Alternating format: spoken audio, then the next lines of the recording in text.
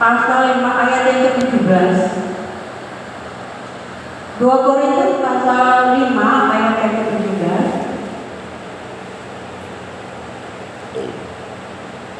Firman Tuhan berkata, jadi siapa yang ada di dalam Kristus, ia adalah ciptaan baru. Yang lama sudah berlalu, sesungguhnya yang baru sudah datang.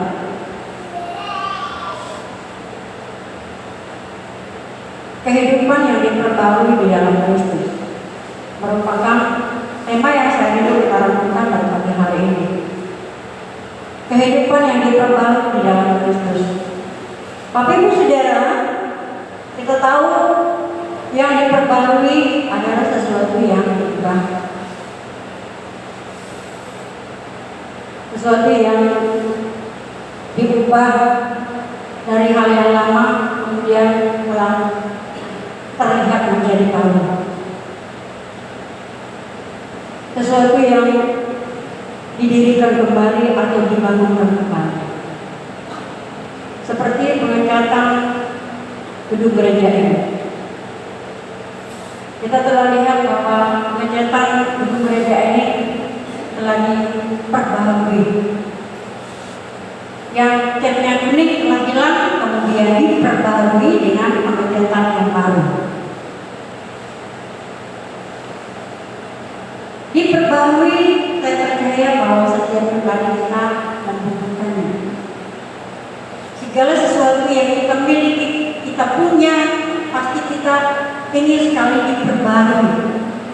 Kita tidak mungkin ya hanya mau melihat sesuatu yang kita miliki tetap berada dengan ya warna yang lama. Pasti kita rindu supaya terus diperbarui.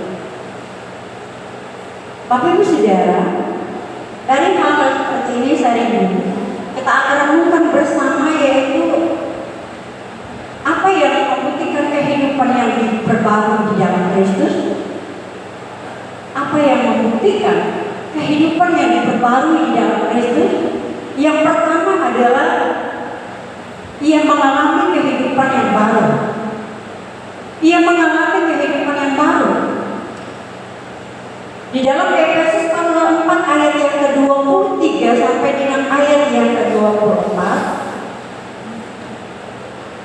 di sana mengatakan supaya kamu diperbarui di dalam roh dan pikiranmu dan mengenalkan manusia baru yang telah diciptakan menurut kehendak Allah di dalam kebenaran dan kekudusan yang sesungguhnya.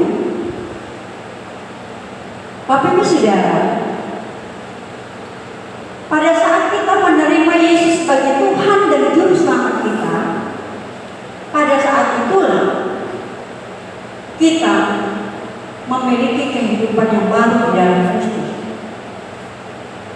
Itu sebabnya Paulus mengungkapkan di dalam bagian ini bahwa ketika kita hidup di dalam Kristus, kita telah diciptakan menjadi manusia baru. Saya percaya bahwa semenjak kita menerima Yesus sebagai Tuhan dan Juru Selamat, semenjak itulah kita telah mengalami kehidupan yang baru di dalam Kristus. Orang yang mengalami kehidupan yang baru di dalam Kristus itu merupakan suatu anugerah yang dapat membebaskan kita dari dosa dosa. Dan kehidupan yang baru di dalam Kristus, dia akan benar-benar akan meninggalkan akan kebiasaan buruk yang ada dalam hidupnya. Dia akan mengenalkan sesuatu hal yang baru yang dia tidak lakukan, lalu dia akan lakukan sesuatu yang baru sesuai dengan apa yang menjadi kehendak Tuhan bagi dia, yang berkenan kepada-Nya. Tadinya mungkin dia malas berdoa, lalu ketika dia mengenalkan sesuatu yang baru, dia mau menjadi orang yang aktif di dalam doa kepada Tuhan.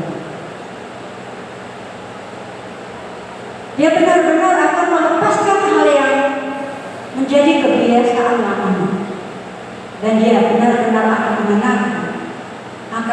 kehidupan yang baru dan terus dia akan jalani dalam kehidupan.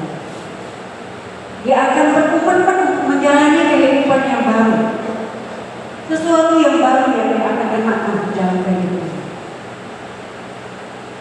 Bapak Ibu Saudara, adakah di dalam hidup ini ketika kita memakai atau mengenakan pakaian yang baru, lalu kita lapis lagi dengan pakaian yang masih kotor, pakaian yang masih kotor, lalu mengenakan pakaian yang baru, kita lapis lalu kita kenakan.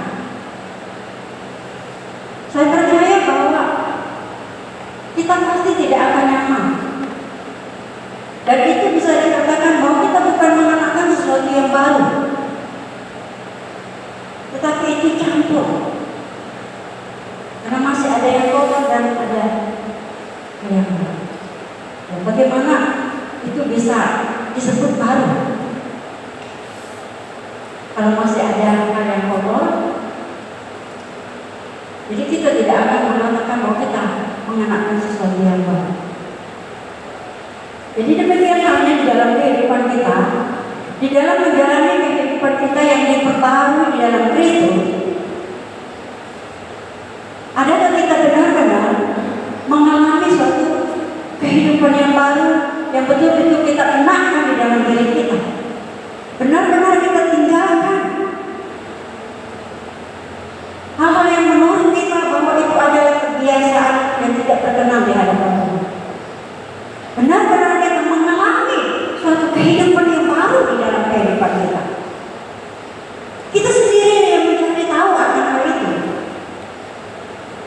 Jadi bukan orang lain yang akan mencari tahu, oh orang itu kayaknya seperti ini. Tapi kita sendirilah yang bisa mencari tahu seperti apa kita mengalami suatu kehidupan yang baru yang terjadi dalam kehidupan kita. Kita bisa membandingkan di tahun 2024 dalam kehidupan rohani kita di dalam Tuhan seperti apa. Jadi dalam tahun 2025 ini kita yang bisa melihat itu, dan ketika kita tahu apa yang perlu kita perbarui, kita mau lakukan akan hal itu, dan kita akan betul-betul mengenakan akan hal itu. Jadi selama ini ketika kita telah merasakan bahwa kita telah dihantar oleh Tuhan untuk memasuki di tahun 2025 ini, seperti apa yang dapat kita alami dengan kehidupan kita? Hal-hal apa saja yang kita alami dalam kehidupan rohani kita, bahwa kita telah mengalami suatu perubahan baru dalam hidup ini, menjadi pertanyaan bagi kita dan perlu kita renungkan dalam kehidupan kita. Kemudian yang kedua, apa yang membuktikan kehidupan kita yang diperbaharui dalam Kristus? Yang kedua adalah ia mau dipimpin oleh Roh Kudus. Ia mau dipimpin oleh Roh Kudus. Dalam Galatia pasal 5 ayat yang ke-16 mengatakan, maksudku ialah hiduplah oleh Roh, maka kamu tidak akan menuruti keinginan daging. Maksudku, kata Paulus, hiduplah oleh Roh, supaya kamu tidak menuruti keinginan daging. Jadi penting sekali kita menuruti kehendak Roh Kudus yang ada di dalam kehidupan kita.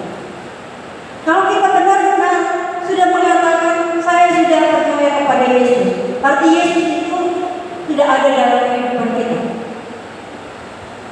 Yang berbentuk Roh Kudus yang tidak ada dalam kehidupan kita.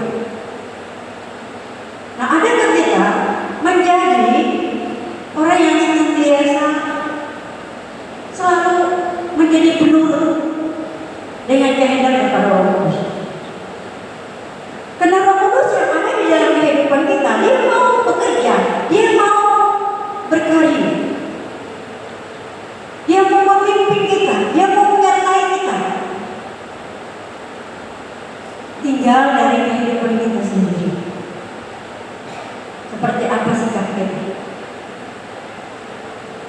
Kalau Paulus tegas di dalam hal ini dengan meminta supaya hiduplah yang dipimpin oleh Roh,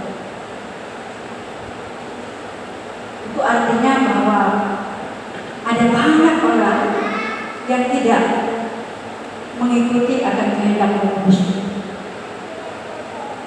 Ada banyak yang mengecewakan hati Roh Kudus. Dia tidak mau menuruti.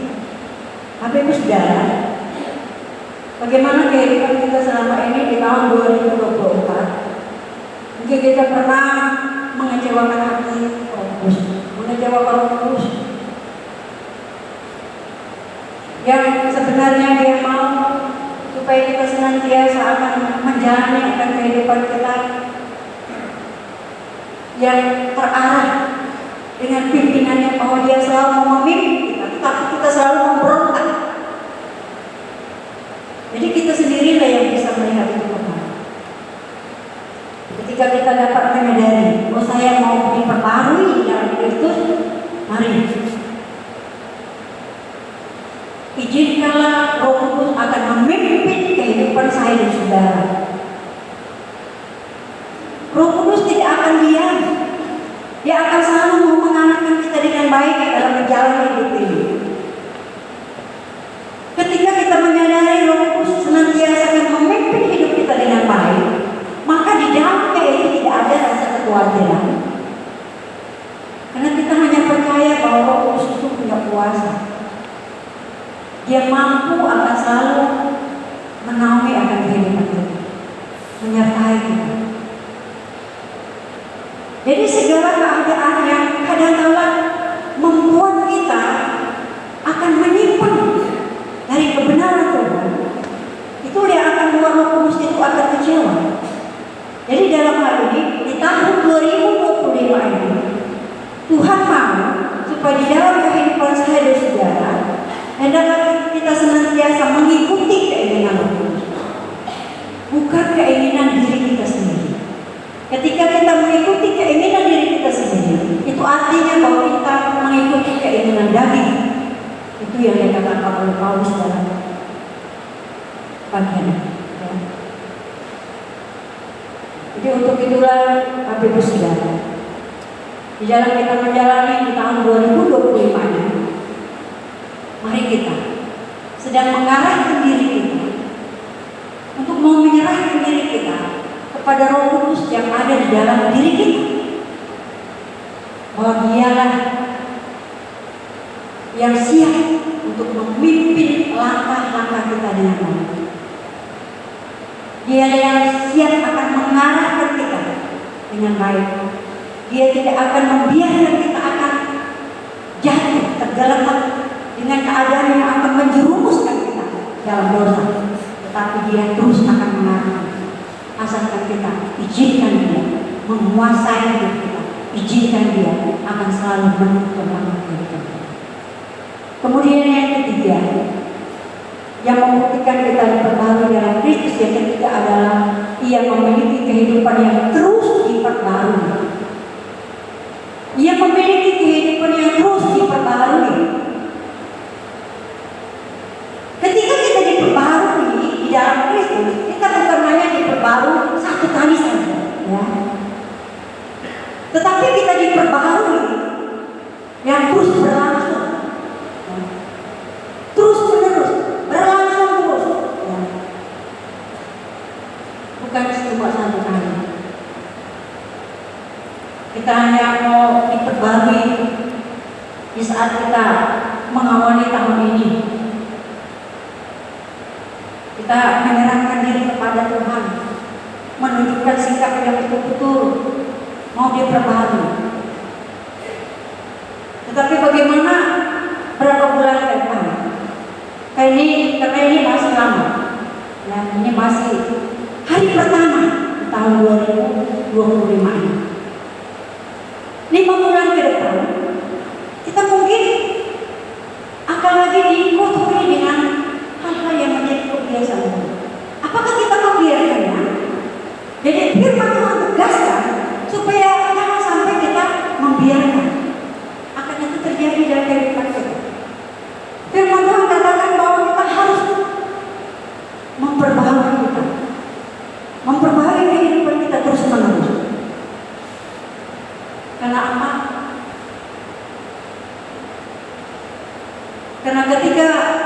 kita terus diperbarui oleh Tuhan, maka kehidupan kita akan tetap berada di posisi yang terus diperbarui oleh Tuhan. Tuhan terus akan bekerja, Tuhan terus akan membentuk akan hidup kita. Seperti apa yang dikatakan oleh Roma pasal 12 ayat yang kedua, mengatakan, janganlah kamu menjadi serupa dengan dunia ini, tetapi bergembala oleh pembaruan budimu, sehingga kamu dapat membedakan mana kehendak Allah, apa yang baik dan berkenan kepada Allah, dan yang sempurna. Cukup jelas apa yang dikatakan oleh Paulus di dalam bagian ini. Dia telah mengatakan, janganlah kamu menjadi serupa dengan dunia ini. Jadi seseorang yang terus mau hidup diperbarui terus menerus dalam kehidupan ini, dia akan berusaha untuk izinkan Tuhan akan membentuk akan kehidupan. Izinkan Tuhan terus akan bekerja di dalam kehidupan. Dia akan bisa membedakan mana yang menjadi kehendak Allah dan mana yang tidak menjadi kehendak Allah. Jadi dia bisa membedakan akan hal itu karena dia izinkan Tuhan akan selalu memberikan hikmat kepada dia. Jadi ketika hal itu kita jalani dalam kehidupan kita terus menerus, itulah proses dari hidup kita yang bisa menjadi serupa dengan Dia. Jadi Tuhan katakan dalam bagian ini, kita bukan serupa dengan dunia ini, tapi Tuhan mau supaya kita serupa dengan Dia. Ada kesamaan dengan karakter daripada Kristus yang ada dalam kehidupan. Untuk itu Bapak Ibu Saudara, saya percaya bahwa setiap pribadi kita pasti rindu untuk terus diperbarui dalam hidup, rindu untuk diperlengkapi terus oleh kebenaran-kebenaran Tuhan. Jadi jangan menyia-nyiakan kebenaran firman Tuhan yang sebenarnya ada saatnya sedang menegur kita, sedang mengarahkan kita untuk bisa menjadi lebih baik dalam menjalani hidup ini. Tetapi mari kita betul-betul manfaatkan apa yang sedang menegur, apa yang sedang menyadari kita bukan mana. Karena itu sedang menyadarkan akan hidup kita untuk bisa melangkah lebih baik dalam hidup ini. Bapak Ibu Saudara yang dikasihi dalam Yesus Kristus, ketiga hal ini yang dapat menyenangkan akan kehidupan kita. Untuk itu, marilah kita memperbarui diri kita setiap hari, karena hanya di dalam Kristuslah kita dapat diperbarui. Ikutilah akan pimpinan Roh Kudus dan fokuslah kepada kita Tuhan dalam menjalani hidup ini, supaya kita bisa mencerminkan akan kehidupan yang betul-betul telah diperbarui di dalam Kristus. Mari kita berdoa. Bapa terpuji